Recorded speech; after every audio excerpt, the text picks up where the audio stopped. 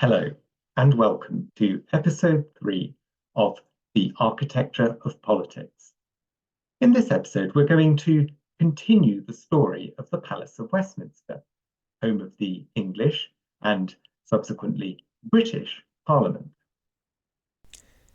In episode 1 of this series, I explained how the Palace of Westminster was originally built as a royal palace and then taken over by the Houses of Parliament after the royal family moved out in 1512.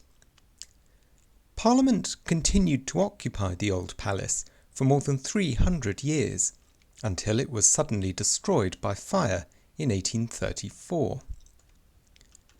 Many changes were made to the palace during these years, so I'm going to split this era into 2 episodes. In this one, I'm going to focus specifically on the House of Commons. Then, in the next episode, I'll step back to look at the rest of the palace complex. At the end of episode 1, I explained how, in 1548, the House of Commons were granted the former chapel of St Stephen's College to use as their meeting place. These digital renders by the Virtual St Stephen's project show how MPs adapted the old chapel to create a debating chamber. To understand the changes that were made, let's take a look at this floor plan showing the chapel as it was originally constructed. You can see that it's actually divided into 2 sections, separated by this rood screen here. Now, the area to the west of the rood screen was called the antechapel. When the chapel was converted to become the House of Commons, this area became known as the lobby. The lobby was used as an area where parliamentary clerks could work, and it was also used as a waiting room for any members of the public who might be visiting the House of Commons, perhaps hoping to speak to and influence an MP. And that, of course, is where we get the term lobbying from. To the east of the rood screen were the choir and the altar. Now you can see to either side of the choir, there were the choir stalls where the choir would have sat. Those were taken out and they were replaced by tiered rows of benches for the MPs to sit on. The new Speaker's chair was installed at the east end, where the altar had previously been. By the 1580s, a new ceiling had been installed, much lower than the original medieval vault.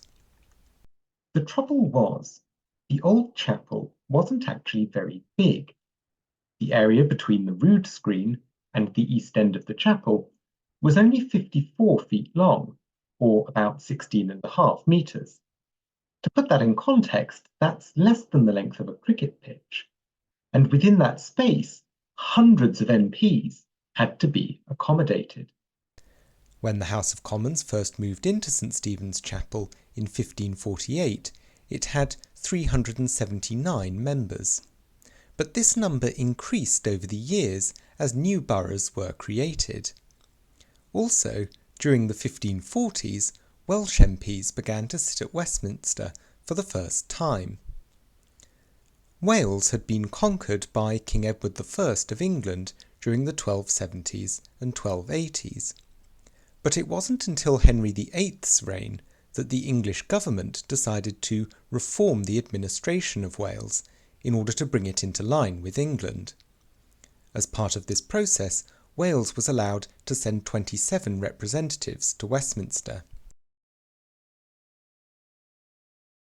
Now, let's fast forward 150 years to the 1690s. By this time, the old chapel was in need of repairs, so the House of Commons asked Sir Christopher Wren to refurbish the building. Now, Wren, of course, is one of the most famous architects Britain has ever produced. You probably know him as the designer of St Paul's Cathedral in the City of London. But he was also the Surveyor General of the King's Works, and this meant that he was responsible for repairs and alterations to all the royal palaces. And Westminster was still, technically, a royal palace, even though the royal family no longer used it as a residence. Wren wasn't able to extend the chapel building, but he did remodel the interior. To increase seating capacity, he added galleries above the existing benches. These were accessed by staircases in the corner turrets at the east end of the building. However, the number of MPs increased yet again in 1707, when the Act of Union between England and Scotland was passed. The Scottish Parliament was abolished, and 45 Scottish MPs now joined the English and Welsh representatives at Westminster. To accommodate them, Wren's galleries had to be widened so that an extra row of seats could be added. Wren also redecorated the chamber in the latest Baroque style. The old east window of the chapel was replaced by 3 small, round-headed windows, and the walls were covered with oak panelling. Grinling Gibbons, perhaps the most famous woodcarver of all time, was commissioned to make decorative capitals for the columns underneath the gallery. The membership of the House of Commons continued to increase. By the end of the 18th century, there were 558 members. The chamber felt extremely cramped when the House was full. Also, the ventilation was poor, and MPs were constantly complaining about the hot and stuffy conditions. To make matters worse, in 1800 the Second Act of Union was passed, which united Great Britain and Ireland. This meant that 100 Irish MPs would now have to sit at Westminster. Once again, the Commons asked the Surveyor General to find a way to squeeze everybody in. Now, the Surveyor General at this time was a man called James Wyatt. He's not particularly well known today, but he was probably the most famous architect in Britain at that time. Indeed, he was the personal favourite of King George III. Wyatt decided that the only solution was to literally cut back the walls of the chapel. The medieval structure was solidly built, with walls 3 feet thick. Wyatt worked out that by cutting voids into these walls, he could make enough space to squeeze in an extra row of benches. Of course, he weakened the walls by doing this, but he overcame that problem by inserting extra columns behind the galleries to provide additional support. You can just see them in this picture. When Wren's oak panelling was taken down, the chapel's original medieval wall paintings were rediscovered, still in excellent condition. Unfortunately, these paintings had to be destroyed in order to cut back the walls. Wyatt has been heavily criticised for this by subsequent historians. He has even been accused of architectural vandalism. Personally, I think this is a little unfair to Wyatt. It's true that the paintings were a deeply regrettable loss, but it's difficult to see how Wyatt could have saved them without either extending the chapel building or constructing a completely new House of Commons. Either of these options would have significantly increased the time and cost of the project, and it's doubtful that MPs would have been willing to agree to this.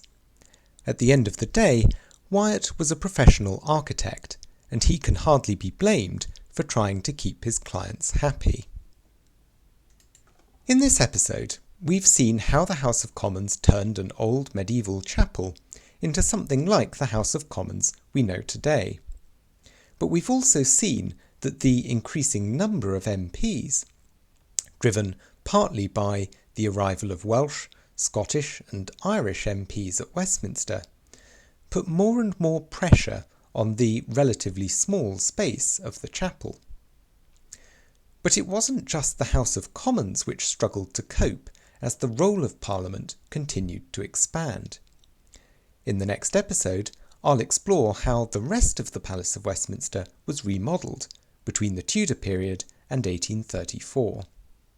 So, if you've enjoyed this episode, please remember to subscribe, and I hope to see you for the next episode of The Architecture of Politics. Thank you for watching.